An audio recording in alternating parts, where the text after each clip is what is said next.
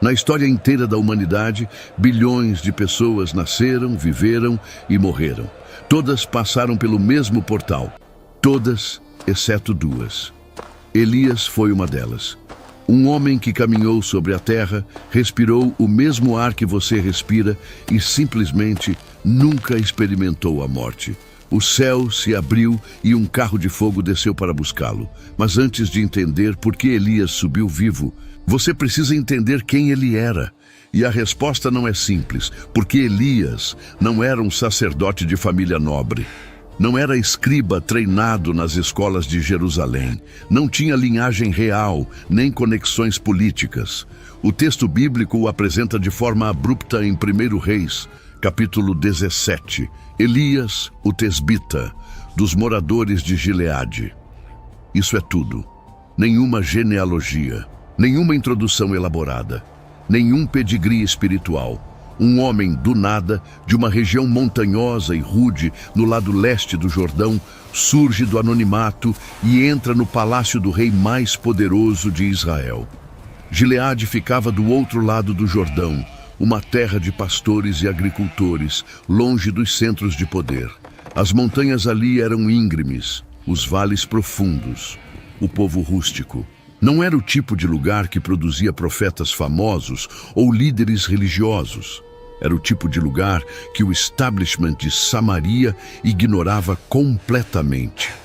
E foi exatamente de lá que Deus escolheu tirar seu porta-voz.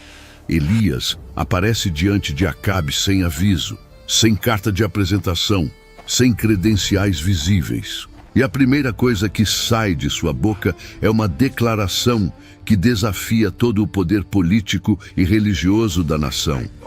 Tão certo como vive o Senhor, Deus de Israel, perante cuja face estou, não haverá orvalho nem chuva nestes anos, senão segundo a minha palavra. Tenta dimensionar a audácia dessa declaração. Acabe governava Israel havia anos. Tinha exército profissional, palácio luxuoso em Samaria, alianças internacionais com nações vizinhas. Era político habilidoso que expandiu fronteiras e construiu cidades. Ao seu lado estava Jezabel, princesa fenícia, filha de Etbaal, rei de Sidom. Não era uma esposa qualquer. Era uma mulher de ambição feroz que trouxe sua religião junto com seu dote. 450 profetas de Baal e 400 profetas de Azerá agora comiam à mesa da rainha. O culto ao Deus de Abraão estava sendo sistematicamente erradicado. Altares do Senhor eram derrubados. Profetas fiéis eram caçados e executados. Obadias, mordomo do próprio Acabe, havia escondido 100 profetas em cavernas, alimentando-os secretamente com pão e água, arriscando sua própria vida. E no meio desse cenário de perseguição religiosa e apostasia nacional, um desconhecido das montanhas de Gileade entra no palácio e anuncia seca. Não pede audiência, não negocia termos, simplesmente declara o que vai acontecer e desaparece. Não choveu por 3 anos e 6 meses. A seca no Antigo Oriente Médio não era inconveniente. Era sentença de morte em câmera lenta. As primeiras semanas, os poços rasos começavam a baixar. Depois de alguns meses, riachos que nunca haviam secado viravam leitos de pedra e areia. Plantações amarelavam e murchavam. O gado sem pasto emagrecia até os ossos aparecerem. Famílias começavam a racionar água, depois comida, depois esperança. Ao final do primeiro ano, os preços dos alimentos disparavam. Ao final do segundo, pessoas morriam. Ao final do terceiro, a nação inteira estava de joelhos. E durante todo esse tempo, o homem que declarou a seca permanecia escondido, protegido pelo mesmo Deus que fechou o céu. Primeiro, Deus enviou Elias para o ribeiro de Querite, que ficava a leste do Jordão. Ali, enquanto a nação secava, o profeta bebia a água fresca do riacho. E a comida vinha de uma fonte impossível: corvos. Vez consideradas impuras pela lei mosaica, carniceiras por natureza, traziam pão e carne de manhã e pão e carne à tarde. todos os dias, durante meses. Ninguém sabe de onde vinha essa comida. Se os corvos roubavam de mesas humanas, se Deus criava do nada, o texto não explica. Apenas registra o fato. Corvos alimentando um profeta fugitivo enquanto um rei o procurava para matá-lo. Quando o ribeiro de Querite finalmente secou, Deus deu nova instrução. Levanta-te e vai a Sarepta, que pertence a Sidom. Eis que ordenei ali a uma mulher viúva que te sustente. A ironia era brutal.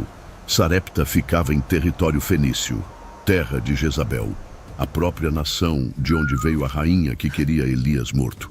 E era lá que Deus mandava seu profeta se esconder. Às vezes, a proteção divina funciona assim. Te esconde no último lugar onde seus inimigos pensariam em procurar. Elias chegou à entrada da cidade e viu uma viúva apanhando gravetos. Pediu água e pão. A resposta dela foi um lamento de desespero. Tão certo como vive o Senhor teu Deus, não tenho nem um bolo. Tenho somente um punhado de farinha numa panela e um pouco de azeite numa botija. Estou apanhando 2 gravetos para fazer uma última refeição para mim e meu filho. Vamos comer e depois morrer. Imagina a cena. Uma mulher esquelética pela fome, um menino de olhos fundos agarrado à sua roupa, alguns gravetos secos nas mãos, e um estrangeiro pedindo o pouco que sobrava. A resposta de Elias parecia cruel. Não temas. Vai e faze conforme a tua palavra. Porém, faze primeiro para mim um bolo pequeno, e depois farás para ti e para teu filho. Fazer primeiro para o estrangeiro quando você está prestes a morrer de fome com seu filho exige um tipo de fé que desafia toda a lógica de sobrevivência. Mas a viúva obedeceu e o milagre começou. A farinha da panela não se acabou e o azeite da botija não faltou, segundo a palavra do Senhor que ele falara por intermédio de Elias. Durante meses, aquela casa sustentou 3 pessoas com suprimento que deveria ter acabado na primeira semana. Todo dia, a viúva abria a panela, esperando encontrar o fundo vazio. Todo dia, encontrava farinha suficiente. Todo dia, destampava a botija, esperando a última gota. Todo dia, encontrava azeite para mais uma refeição. O milagre não era espetacular. Não havia fogo do céu ou mares se abrindo. Era ordinário, repetitivo, silencioso. E exatamente por isso, talvez mais impressionante.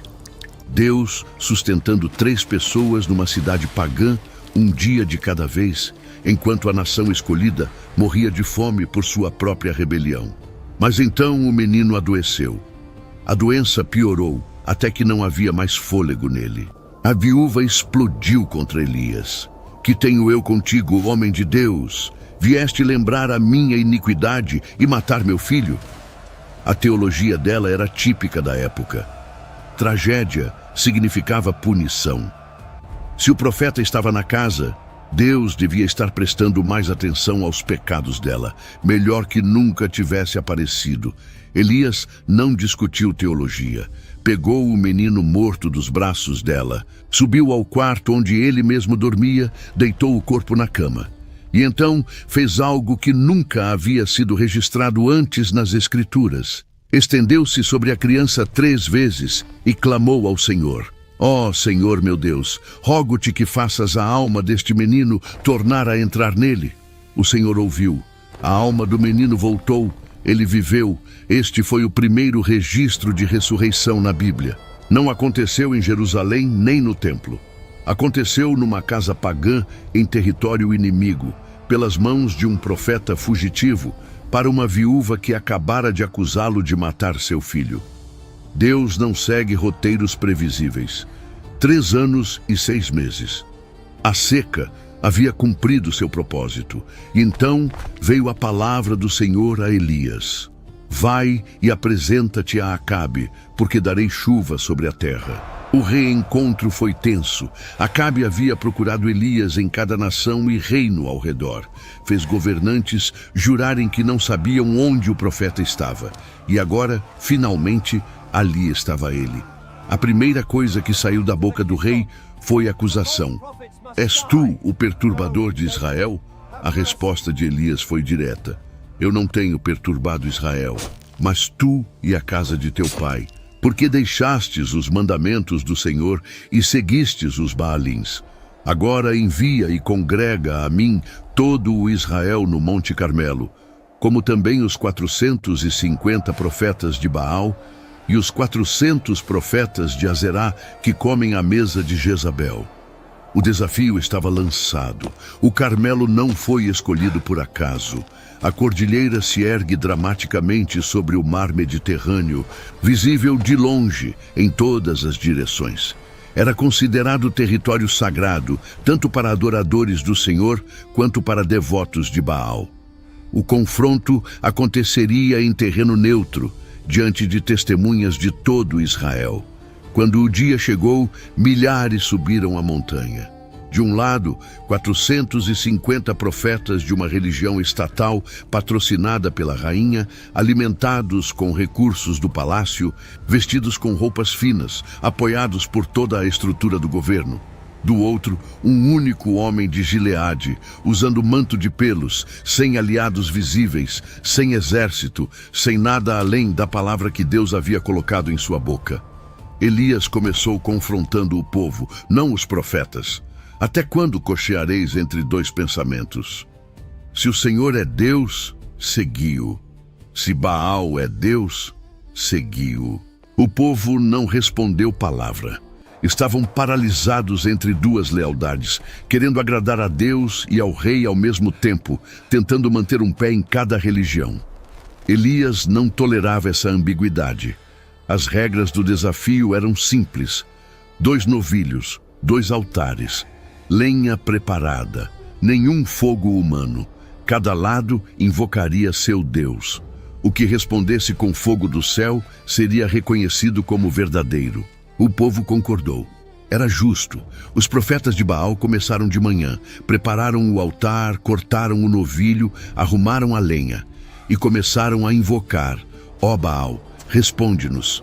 As vozes ecoavam pela montanha, saltavam ao redor do altar numa dança ritual que durou horas. O sol subiu no céu, o suor escorria pelos rostos, as vozes ficavam roucas, nenhuma resposta. Ao meio-dia, Elias começou a zombar. Clamai em altas vozes, porque ele é Deus. Pode ser que esteja meditando, ou tenha ido a alguma parte, ou esteja de viagem. Talvez esteja dormindo e despertará. A zombaria era calculada. Cada sugestão expunha a impotência de um ídolo que supostamente controlava tempestades e fertilidade. Se Baal era real, por que não podia responder? Se era poderoso, por que precisava ser acordado?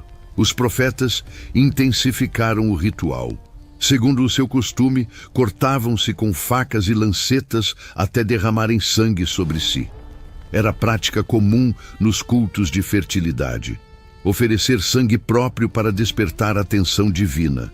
Continuaram gritando até a hora do sacrifício da tarde, passando do meio-dia, cerca de 9 horas de invocação frenética. 9 horas de dança, gritos, automutilação. E o resultado foi o mesmo do início. Nenhuma voz, nem quem satisfizesse, nem quem atendesse. Então Elias chamou o povo para perto. Chegai-vos a mim. Todos se aproximaram. O profeta começou reparando o altar do Senhor que estava em ruínas. Não construiu altar novo, restaurou o antigo. Usou 12 pedras, segundo o número das tribos dos filhos de Jacó. Israel estava dividido politicamente em 2 reinos, mas espiritualmente diante de Deus continuava sendo uma nação com 12 tribos. As pedras eram declaração de unidade. Fez uma vala ao redor do altar, grande o suficiente para conter 2 medidas de sementes. Arrumou a lenha, despedaçou o novilho, colocou sobre o altar. E então fez algo que ninguém esperava. Enchei 4 cântaros de água e derramai sobre o holocausto e sobre a lenha. A ordem foi cumprida. Fazei-o segunda vez. Fizeram segunda vez. Fazei-o terceira vez. Fizeram terceira vez. 12 cântaros de água no total. A água escorreu ao redor do altar e encheu a vala até transbordar. A lenha estava encharcada, a carne do novilho pingava. Qualquer possibilidade de truque ou fogo escondido foi eliminada publicamente. Num país devastado por 3 anos de seca, onde a água era mais preciosa que prata, Elias desperdiçou 12 cântaros para tornar o milagre impossível de contestar. Se Deus respondesse agora, ninguém poderia dizer que foi coincidência. A oração de Elias durou menos de 30 segundos. Sem gritos, sem danças, sem automutilação. Apenas palavras diretas. Senhor, Deus de Abraão, de Isaque e de Israel, fique hoje conhecido que Tu és Deus em Israel e que eu sou Teu servo, e que conforme a Tua palavra fiz todas estas coisas. Responde-me, Senhor, responde-me, para que este povo saiba que Tu, Senhor, és Deus e que Tu fizeste voltar o coração deles. O fogo caiu, não foi uma faísca crescente. Não foi chama gradual que precisava de combustível. Fogo do céu desceu e consumiu o holocausto, a lenha, as pedras, o pó, e lambeu a água que estava na vala. Tudo desapareceu. Pedras viraram cinza. Água evaporou instantaneamente. O altar inteiro foi consumido como se nunca tivesse existido. O povo viu e caiu com o rosto em terra. O Senhor é Deus. O Senhor é Deus. A confissão ecoou pela montanha. 3 anos de seca, 9 horas assistindo profetas de Baal falharem, 30 segundos de oração e fogo do céu respondendo de forma incontestável. A dúvida não tinha mais onde se esconder. Elias deu ordem imediata. Prendei os profetas de Baal, que nenhum deles escape. 450 homens foram levados ao ribeiro de Quizon, no vale abaixo do Carmelo. Ali, Elias os matou. Foi execução em massa, brutal pela perspectiva moderna. Mas pela lei mosaica, profetas falsos que desviavam Israel para outros deuses mereciam morte. Elias estava cumprindo o que a lei ordenava, e os reis haviam negligenciado.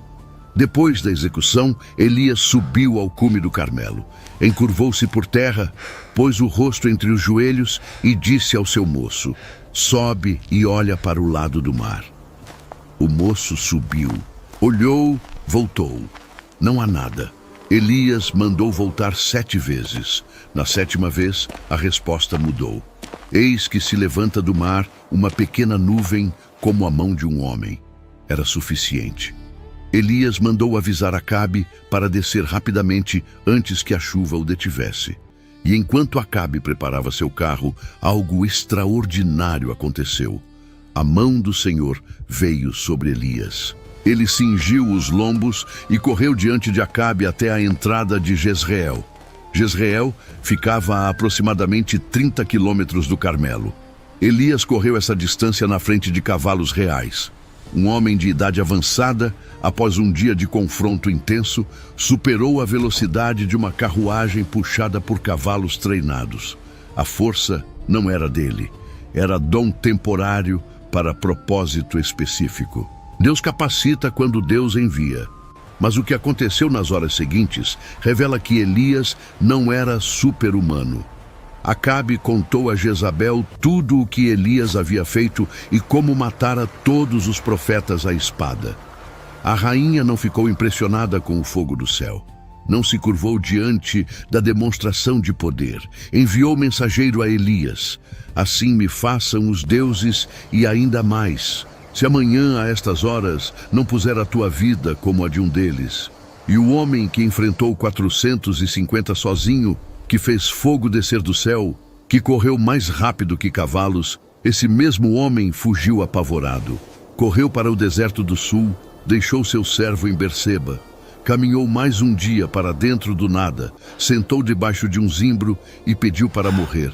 Basta, Senhor, toma agora a minha vida, pois não sou melhor do que meus pais. Depressão profunda após vitória espetacular. O padrão é mais comum do que parece. Exaustão física extrema, descarga emocional depois de tensão prolongada, expectativa não cumprida de que tudo mudaria após o Carmelo.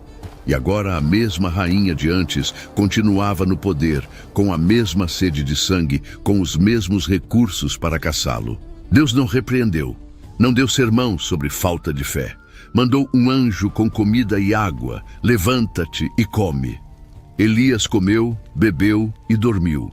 O anjo voltou segunda vez. Levanta-te e come, porque muito longo te será o caminho. Elias comeu e bebeu novamente. E com a força daquela comida, caminhou 40 dias e 40 noites até Horebe, o monte de Deus. Horebe é outro nome para Sinai. O mesmo lugar onde Moisés viu a sarça ardente. O mesmo lugar onde Israel recebeu a lei. O lugar mais sagrado da história de Israel até aquele momento. E foi ali, numa caverna, que Deus encontrou seu profeta quebrado. A pergunta veio direta. O que fazes aqui, Elias? A resposta foi desabafo de autopiedade. Tenho sido muito zeloso pelo Senhor, Deus dos exércitos, porque os filhos de Israel deixaram a tua aliança, derrubaram os teus altares e mataram os teus profetas à espada. Só eu fiquei e procuram tirar-me a vida. Deus não respondeu com palavras, respondeu com demonstração. Sai e põe-te neste monte perante o Senhor. Passou um vento forte e veemente que fendia os montes e despedaçava as penhas. Rochas se partiam, poeira subia em nuvens. O barulho era ensurdecedor, mas o Senhor não estava no vento. Depois do vento, um terremoto. O chão tremeu sob os pés de Elias. A caverna balançou, pedras caíram, mas o Senhor não estava no terremoto. Depois do terremoto, fogo. Chamas consumindo a vegetação seca ao redor. Calor intenso, luz ofuscante, mas o Senhor não estava no fogo. E depois do fogo, uma voz mansa e delicada. Um sussurro. Silêncio que falava mais alto que tempestades. Elias cobriu o rosto com o manto e saiu para a entrada da caverna. A pergunta se repetiu. O que fazes aqui, Elias? A resposta foi idêntica. Elias não havia aprendido nada ainda. Continuava preso na mesma autopiedade. Mas Deus continuou. Vai, volta pelo caminho do deserto de Damasco. Quando chegares, unge a Hazael rei sobre a Síria. A Jeú, filho de Ninsi, ungirás rei sobre Israel. E a Eliseu, filho de Safate, ungirás profeta em teu lugar. 3 ungimentos, 3 instrumentos de juízo contra a casa de Acabe. Elias não estava sozinho. Deus tinha plano que envolvia nações, reis e um sucessor que continuaria a obra. E então veio a correção da autopiedade. Também conservei em Israel 7.000, todos os joelhos que não se dobraram a Baal, e toda a boca que não o beijou. 7.000 fiéis que Elias não conhecia. 7.000 que mantinham a fé em silêncio enquanto ele achava que era o único. A solidão que sentia era real emocionalmente, mas falsa factualmente. Deus sempre preserva remanescente. Elias desceu do monte e encontrou Eliseu. O jovem estava arando com 12 juntas de bois, ele mesmo com a 12ª. Família próspera, trabalho garantido, futuro estável. Elias passou por ele e lançou seu manto sobre seus ombros. Não disse palavra, apenas o gesto. Eliseu entendeu imediatamente. Deixou os bois, correu atrás de Elias, pediu apenas para despedir-se dos pais. A resposta de Elias foi enigmática. Vai e volta, porque que te fiz eu? Não era permissão nem proibição. Era teste. O chamado exigia decisão pessoal, não autorização externa. Eliseu voltou, mas não para ficar. Tomou a junta de bois, matou-os, cozeu a carne com os instrumentos de madeira dos bois e deu ao povo para comer. Depois se levantou e seguiu Elias, servindo-o. O gesto era definitivo. Sacrificou os bois que eram sua ferramenta de trabalho. Queimou o arado que era seu meio de sustento. Alimentou a comunidade como despedida. Não havia retorno possível. Eliseu queimou as pontes literalmente. Durante anos, Eliseu serviu Elias. O texto não detalha esse período. Sabemos apenas que o jovem acompanhava o mestre, aprendia observando, esperava seu momento. E quando o dia final chegou, sabia que algo extraordinário estava para acontecer. Segundo Reis, capítulo 2, narra as últimas horas com precisão de testemunha ocular. Elias e Eliseu partiram de Gilgal. Elias tentou deixar Eliseu para trás. Fica-te aqui, porque o Senhor me envia a Betel. Eliseu recusou.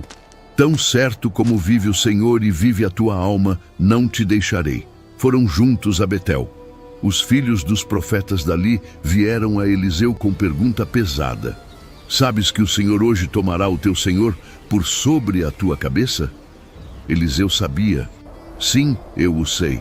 Calai-vos. Em Betel, Elias tentou novamente. Fica-te aqui, porque o Senhor me envia a Jericó. Eliseu recusou novamente. Mesma resposta. Mesma determinação. Foram juntos a Jericó. Os filhos dos profetas dali fizeram a mesma pergunta. Eliseu deu a mesma resposta. Em Jericó, terceira tentativa. Fica-te aqui, porque o Senhor me envia ao Jordão. Pela terceira vez, Eliseu recusou. Tão certo como vive o Senhor e vive a tua alma, não te deixarei. 50 homens dos filhos dos profetas foram atrás e pararam de longe observando. Elias e Eliseu chegaram à margem do Jordão. O rio corria cheio como sempre.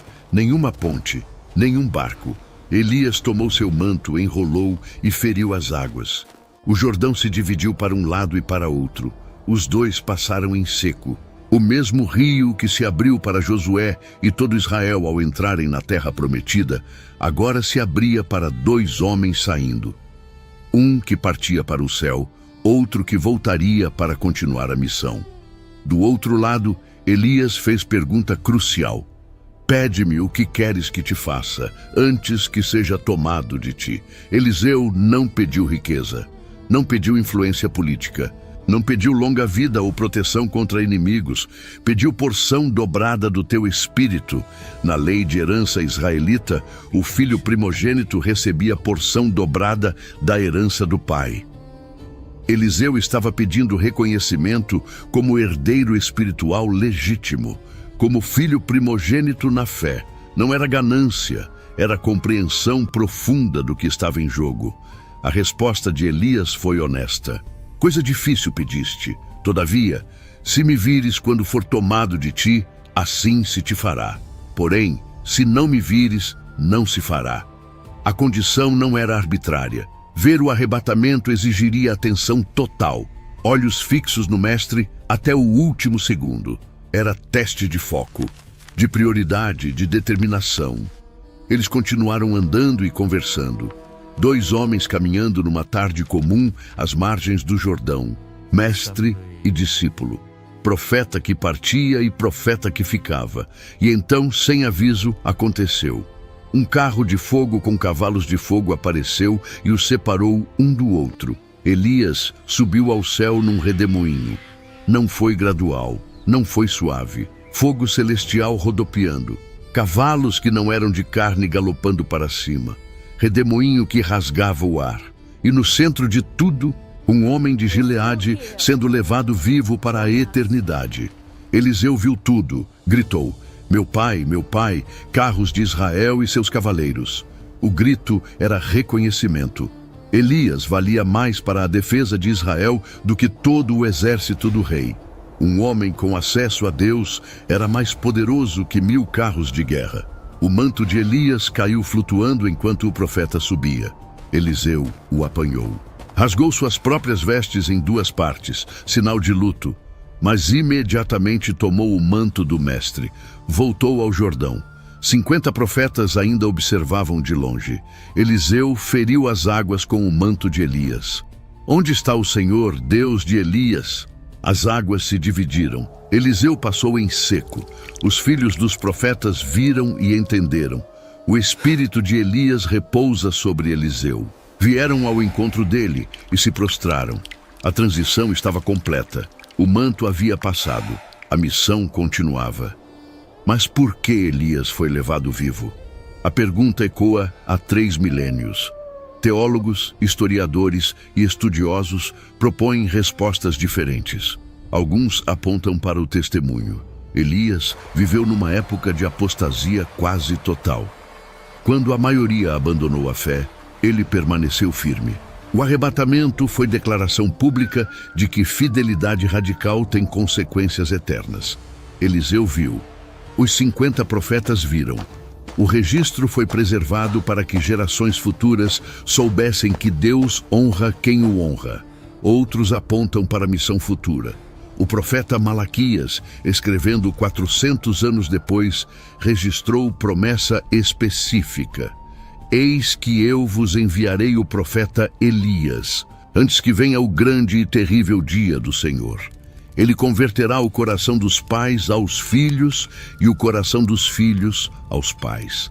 A tradição judaica leva isso literalmente. Elias voltará.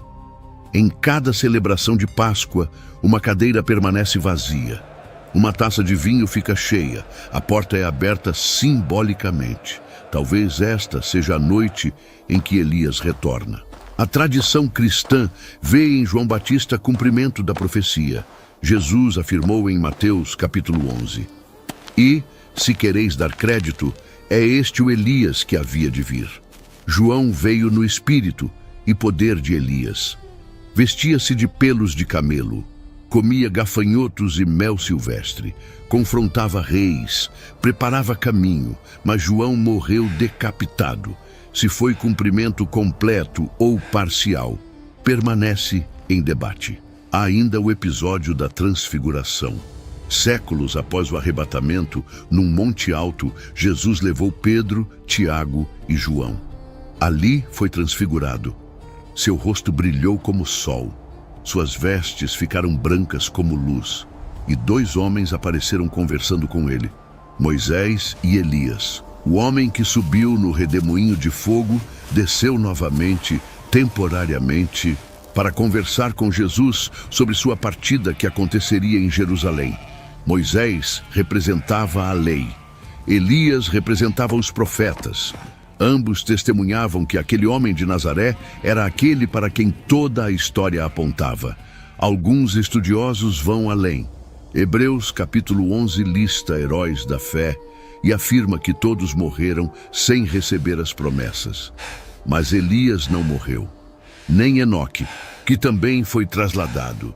Apocalipse, capítulo 11, menciona 2 testemunhas que profetizarão durante 1260 dias, com poder para fechar o céu para que não chova. Exatamente o que Elias fez. Seriam Elias e Enoque as 2 testemunhas do fim? A especulação continua. O que sabemos com certeza é limitado. Um homem comum de região desprezada foi chamado para a missão extraordinária. Confrontou o sistema religioso mais poderoso de sua época. Fez o impossível no Carmelo. Fugiu apavorado para o deserto. Foi restaurado por Deus no Sinai. Treinou seu sucessor. E num dia específico, diante de testemunha que registrou tudo, subiu vivo para o céu. Tiago, no Novo Testamento, faz questão de enfatizar sua humanidade. Elias era homem sujeito às mesmas paixões que nós. A mesma palavra grega para paixões aparece em Atos capítulo 14. Significa fraquezas, limitações, emoções. Elias sentia medo. Elias ficava deprimido. Elias se achava sozinho quando não estava. E mesmo assim, quando orou, o céu obedeceu. Até hoje, historiadores e teólogos debatem o significado daquele evento às margens do Jordão. A tradição judaica aguarda o retorno de Elias antes do fim. A tradição cristã vê em João Batista o cumprimento dessa expectativa. Estudiosos seculares buscam explicações naturalistas, mas os fatos registrados permanecem. Um homem caminhou sobre a terra por décadas, confrontou reis, desafiou impérios religiosos e, num dia específico, diante de uma testemunha ocular que registrou tudo, desapareceu no céu sem deixar corpo para trás. O manto caiu. O profeta subiu. E 3.000 anos depois, seu nome ainda é pronunciado em mesas de Páscoa ao redor do mundo, com uma cadeira vazia reservada para ele. Algumas histórias não terminam, apenas aguardam.